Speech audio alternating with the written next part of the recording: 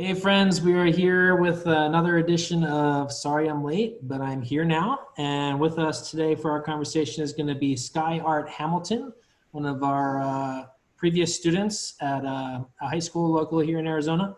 So we're going to go ahead and get started with the conversation, try and keep it as succinct as possible. We're working through these and getting these conversations, letting them kind of breathe a little bit. We have some questions that we'll go through and kind of see where it goes. So yeah, and so for all of our topics on LGBTQ plus, we gave all of our people that we're going to interview the same questions because we want to see how their answers would compare from different experiences through their life. So these are all going to be very similar in the questioning that we had with Tony last time.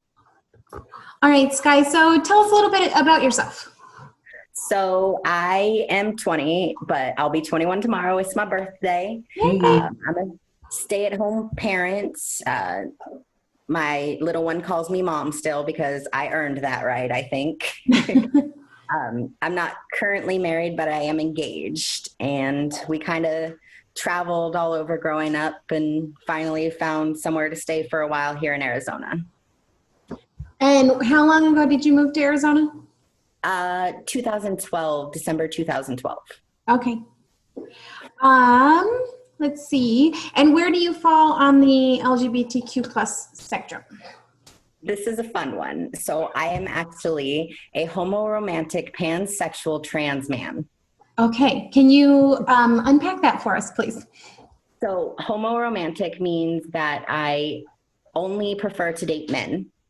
Pansexual means that I am attracted to pretty much anyone on the gender spectrum as long as they have a good personality and like are nice and just somebody that fits well with me. And then trans man is trans man, transitioning from female to male. Okay.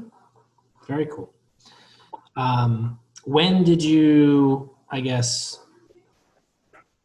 decide to move forward with this or figure out that you wanted to move forward, or like kind of who you are as you're becoming, and going through this process? So like, when did that happen in terms of really you figuring that out? Because that's a lot to kind of process through as a young teen. I know you're maybe 21 soon, but kind of going through that, being a parent, a mother, and all that stuff, and transitioning as well as with your family and coming out with that sense. Once you figured out who you were, was it a long process? Was it, I assume, right? But, just kind of tell us about that process and how it went about.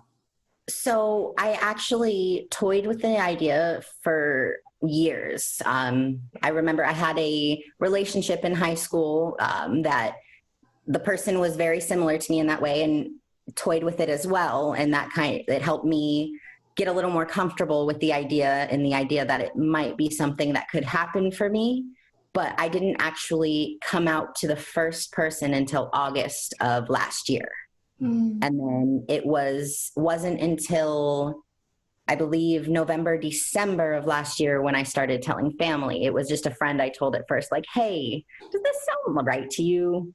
Just kind of put my head in the right place and figure out if that's something that made sense to other people, which isn't necessary, but it's something I had to do for myself in the moment. Because I wasn't ready to fully accept myself and it didn't make sense to me. So I tried to ask other people, like, if it would be something that just kind of fit.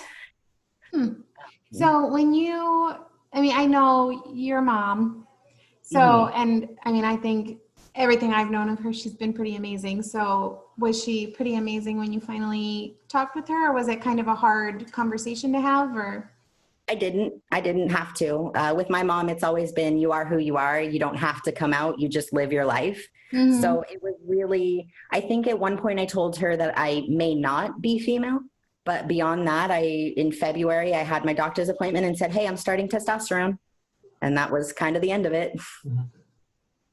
I love your mom. Great mom.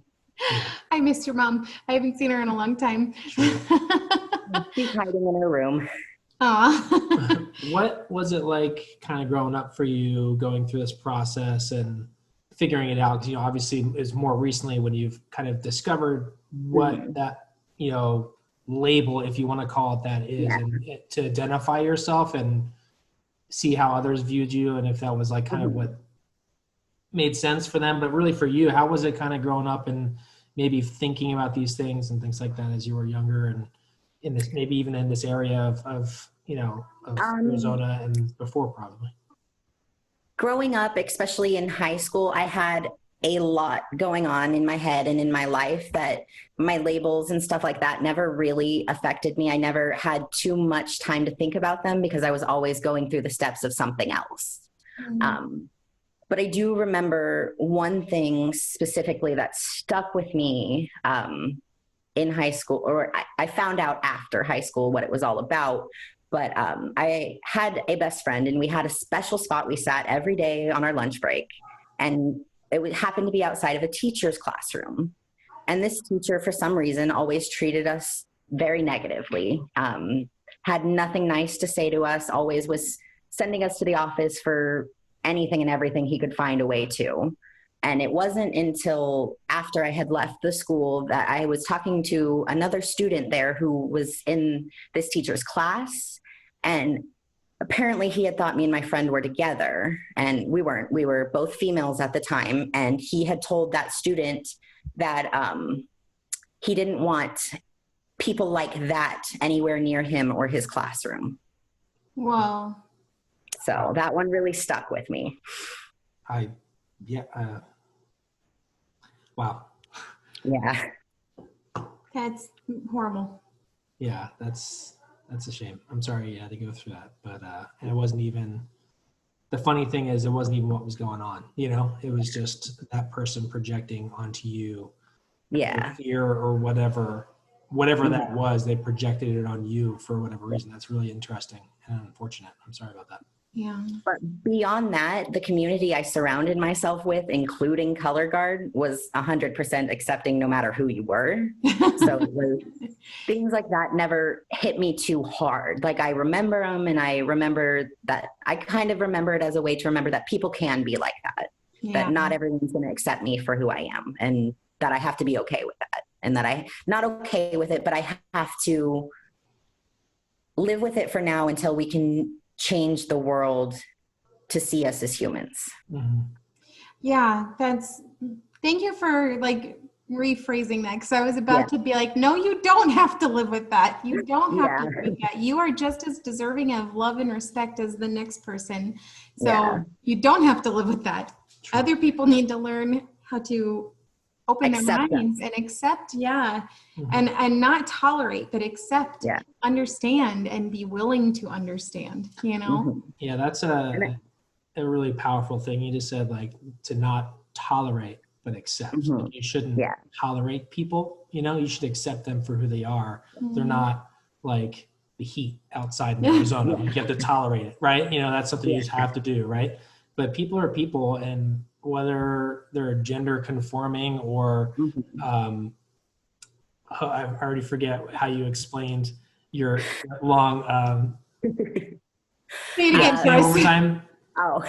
Homo-romantic, pansexual, trans man. Homo-romantic. That's what I was trying to remember. Okay. Yeah, you know what I mean? So like what is the matter of that, right? And I think I brought it up with our last interview too, when we're talking about LGBTQ rights. It's interesting. Like we do ask you where you fall on that spectrum, just because it's just a list of acronyms, but that plus at the end, right? Because there's no like one thing all the time, even in the hetero world, there's little variances and things like that. So I think it's important to hear those, but also at the same time, like it doesn't matter. Your mom was like, okay, cool. Like I know who you are as a person, and that's what's really important, right? Those other things that may be different than the norm or whatever doesn't really define who you are as an individual, I think, in terms of the kind of person you are and how you interact with people. Obviously there's things in there that can shape that person inside of you. But I think that's the important thing. Like, it's not that we have to ask you. It's just an interest, I think, for these conversations is why we ask. But, I know I don't go up to people on the street and be like, how do you identify? Right? Yeah. Actually, it's not a bad idea to introduce yourself using your pronouns and ask other people's pronouns when you are in a new situation, especially if you might be in an LGBTQ situation. I actually tend to introduce myself as, hi, I'm Skie, he, him pronouns. That's cool. Yeah. Right off the bat. I think that's cool too, that I noticed the other day on a conversation online, someone called you Skylar, and you were like, oh, great, but it's Sky now. And it wasn't a big thing. Yeah. But then when they responded, they're like, oh, okay, Sky now. Like kind of made a little joke out of it. And I was like, okay, I don't know that person, so I'm not going to say anything. So maybe that's the relationship you have with them. But I was like, you could just be like, oh, okay. Yeah, there was a little back and forth in my brain about that because she's my work mom. So she's definitely one to joke with me and always has been. But, you know, there's some things, if it had been anybody else, it probably would have been offensive. Anybody else in the transgender community. But I am kind of a special case because I'm sure you know the term gender dysphoria. Not every trans person has gender dysphoria. There's two N's. Can you explain that a little bit, just because we know what that is, but maybe people watching this may not, real quick. So gender dysphoria is when you feel like your body is the absolute wrong body. It doesn't look good. It doesn't feel like you. It feels gross to be in your own body. And I may not be explaining this right because I don't experience gender dysphoria. I actually experience the other end of the spectrum called gender euphoria, which means my body here now, it's not a bad body. I don't hate it. It doesn't look bad. It's just not the one that fits me. And it's not the one that I know I can be the happiest in. So when I present as male, I feel happier rather than presenting as female makes me feel bad. Okay. That's really interesting. Thank you for clearing that up a little. All right. So just to kind of keep moving on our questions, do you have any experience with religion, good or bad? If so, has that like shaped your views today, or is that not really a concern? Or I grew up a devoted Christian, and as I got older, I started realizing that a lot of the views in the Christian belief were not a lot of the things I believed, or they were against a lot of the things I believed. And I started to study other religions, like book study. I would read about them and everything. I've studied everything from Buddhism to a lot of the more obscure or maybe negative connotation ones. I've studied a lot of different religions, and out of that, I picked and pulled beliefs that fit my system well. So I don't claim to have any one religion, rather that I'm spiritual because I don't fit into any one label. Okay. Yeah.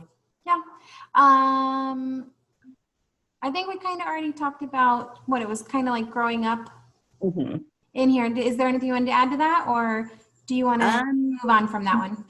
We can go ahead and move on. Okay. All right. So did you feel like you had a role model or a mentor or like representation to look up to as you were growing up? Not a person in itself, more the community in the entirety. I remember growing up, and no matter where I was or who I was with, as long as I was somewhere with someone who was part of the community, I felt safe and I felt happy. And growing up, I was just always gravitated towards anyone in the LGBT community. And I don't know how, it just kind of happened, and we'd get to talking and everything like that. And it just felt comfortable. So not really anyone in particular, but everybody. Yeah. Oh, that's cool. What are some of the biggest growths you've seen for the LGBTQ plus community and rights over, your lifetime, almost 21 years now? I definitely think marriage equality is one of the biggest ones I've seen. I remember celebrating that. But I think another big one would be that us transgender people are allowed to use the restrooms we choose for now, but for now we are safe and allowed to use what we choose to use, what we match with. And it's definitely a big step in the right direction. We just don't know if that step is going to stay or if we're going to fall back a little bit. Right. Time will tell. I was going to ask you which do you choose, but you don't have to answer that. I was going to kind of just for sake of like comfortability for you right now, because you're kind of like, it might stay, it might not. Are you nervous about using? Maybe you don't have to tell us which one to use, but does one make you nervous to use? Or well, especially considering we live in a conservative state, so just wondering if that plays into it at all, your decision. Well,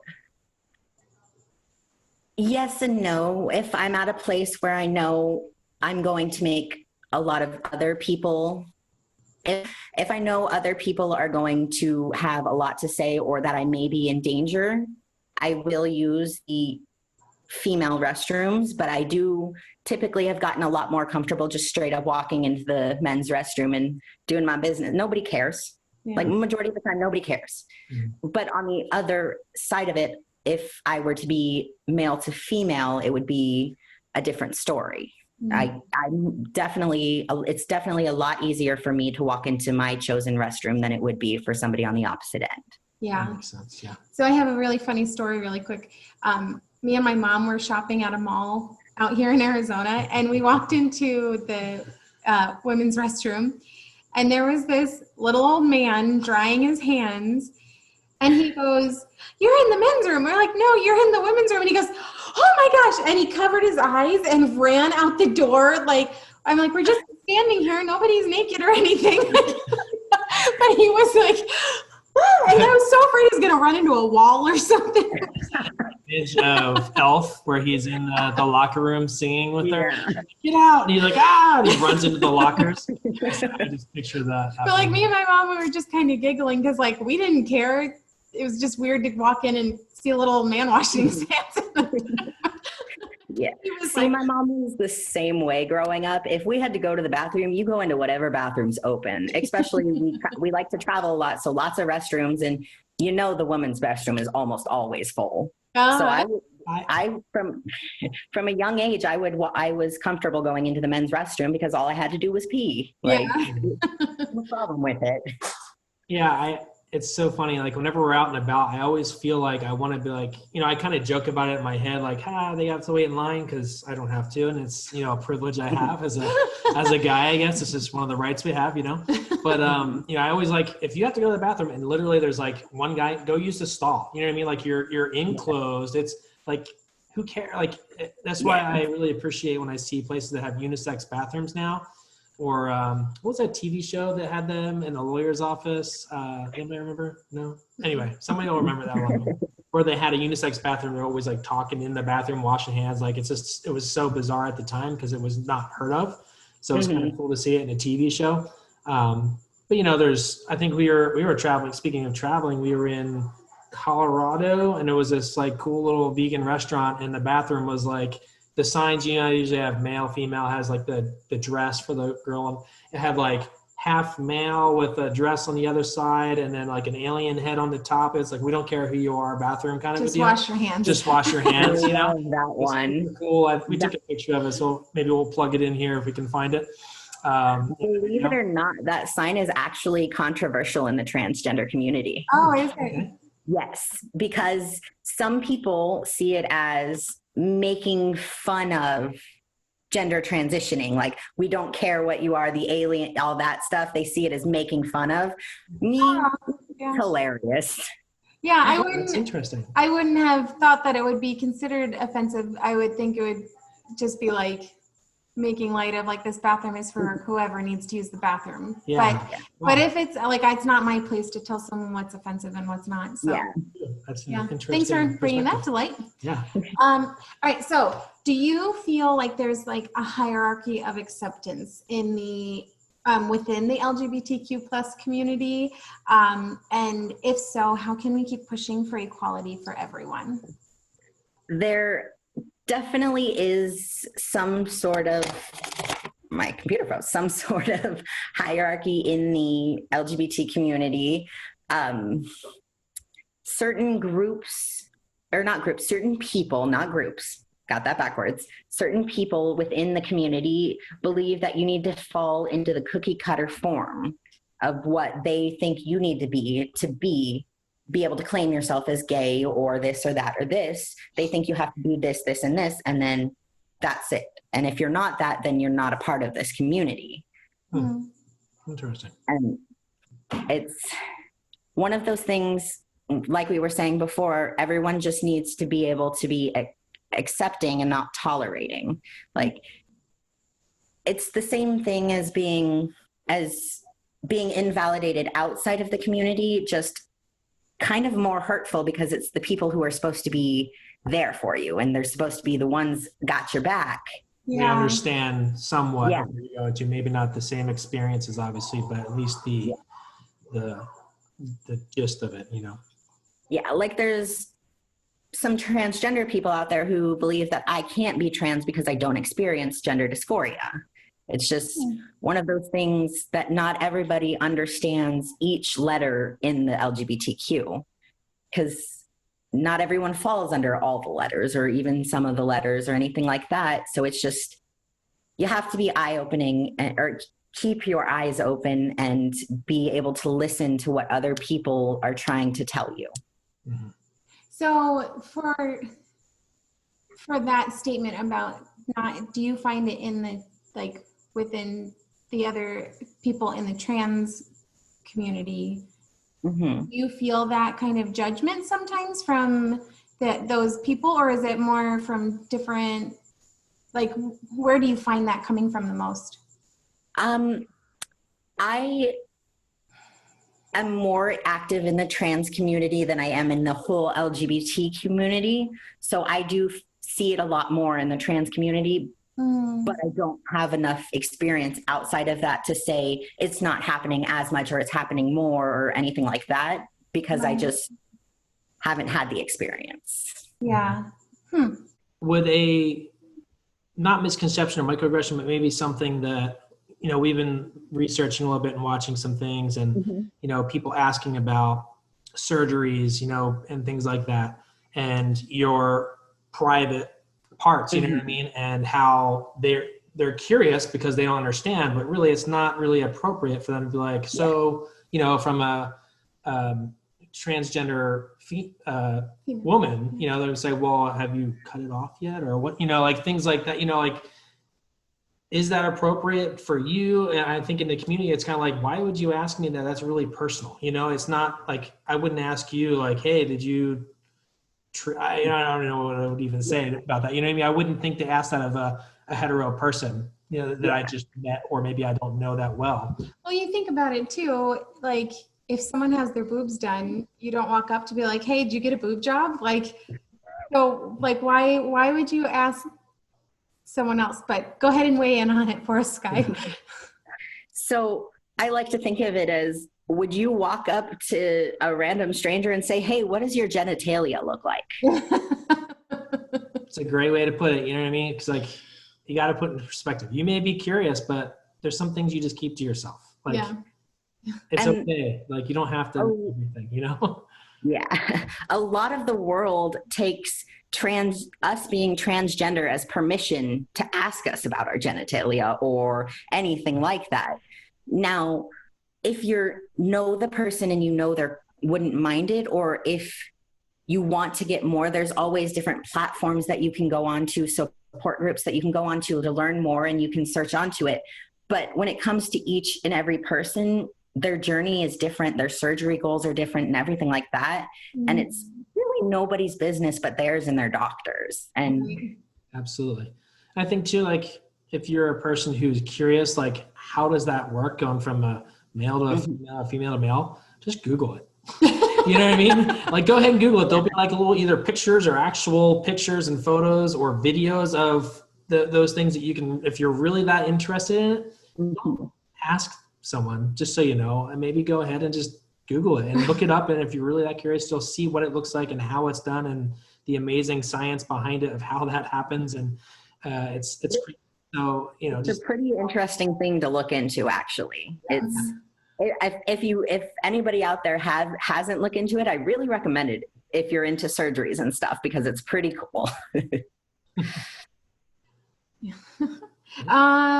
Okay, so has any of your experiences like affected your social and emotional health?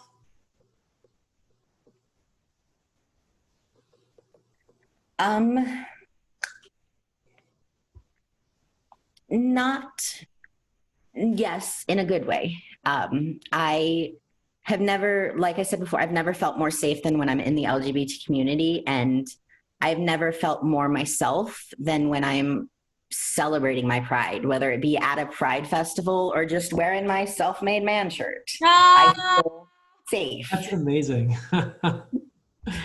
I love that. I have a cool shirt on today too. Here, let me see if I can get it in the view.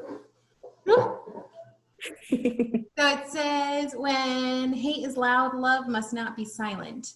Oh, I love that. And I thought that was fitting for all of our conversations, because Definitely. when hate is loud, we've got to speak up Absolutely. against it. But I like your self-made man shirt. That's amazing. I looked for hours to find the perfect shirt. There was so many different ones. And then I saw self-made man and I was like, huh, that kind of fits to a T. It does. That's perfect. That's amazing. What would you say in terms of moving forward for the LGBTQ plus community, or you can speak particularly to the trans community, to help further equality and acceptance? Really, the only thing that needs to change, and this will change a whole bunch of other things, is that we need to be seen as human by everybody out there, not just by the people who are allies, not just by people who are, you know, looking to support the community and speak out. Everybody needs to see us as humans, because that's what we are. Not a single person out there, I promise you, none of us are disguised as aliens. We are all human. We all bleed red just like you. Yeah. We just need to be accepted and loved because we're here. Mm-hmm. And that in itself will start a snowball effect of everything else being able to change. Mm. Until that happens, nothing is really going to move forward too far. Yeah. Well said. Yeah. And do you have any words of advice that you would give the next generation that you wish someone would have shared with you? You know who you are. No one can tell you any different. No one can force you to be any different. And there will be people who will try, but you need to be you, and you need to be proud of that. I love that. I love that a lot. Yeah. And we're proud of you, and everything you've done, and we're excited to see what you do and moving forward and everything. So I just want to say thank you for sharing your experiences and educating us, and hopefully other people as well, and can show up to the party late and kind of have a good idea of what's going on and be an ally and a better understanding person moving forward. Yeah, thank you so very much. And on behalf of the trans community, thank you for giving me a platform to speak out. Yeah, of course. I don't know. Hopefully we get people to watch it and just watch with an open mind and, you know, a willingness to understand, because I think that that's where we're going to start, is by people just being willing to listen and admit when, like, oh, I didn't know that, or, oh, I was wrong about that, you know? So thank you very much. I definitely think you guys are going to do amazing things with this page. Aw, thank you. It excites me.